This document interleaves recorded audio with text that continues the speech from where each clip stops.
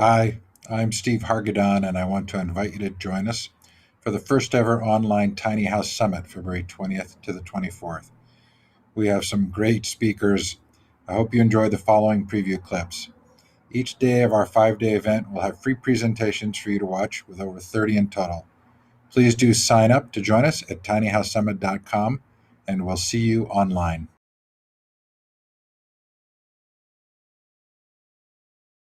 Welcome to the 2017 Tiny House Summit. Thank you for being here. When people talk to me about tiny house living, what they'll hear me talk a lot about is about following your dream.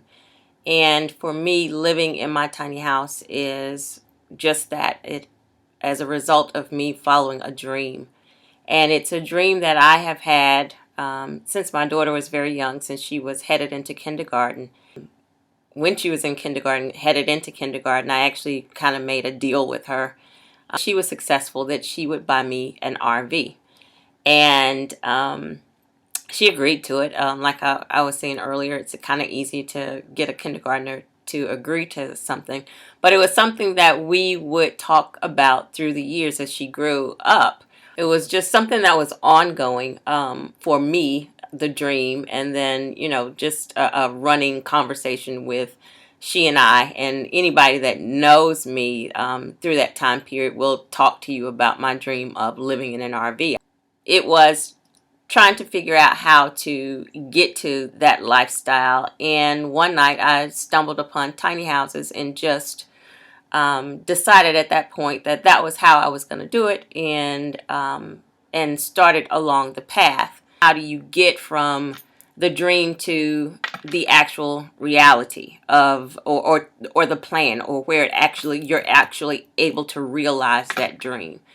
And so I'll go back a little bit, because when my daughter left to go to undergrad and I started really in pursuit of the dream, I, at that time, owned a 4-bedroom, 3-bath house. And when she left to go to undergrad, as I said before, I kind of had mommy anxiety. We lived in Georgia and she headed to school in North Carolina. So I sold the house and I moved a couple of cities away from her in Charlotte. She was in Durham. And I started my downsizing process then in selling my house.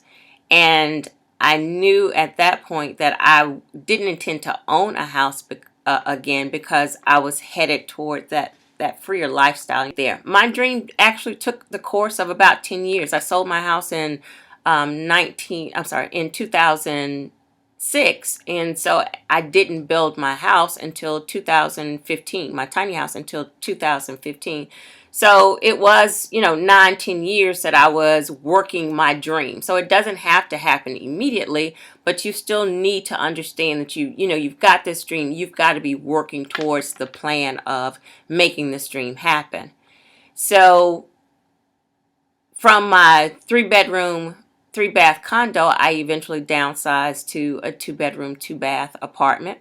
Again, I wasn't buying anything because I knew my plan didn't involve being tied to selling something. And I eventually, over the course of that 10-year time period, right before I built my tiny home, I had moved to a 1-bedroom, 1-bath apartment. So I feel like envisioning is so much of the achieving of a dream. You need to be able to envision it, to manifest it.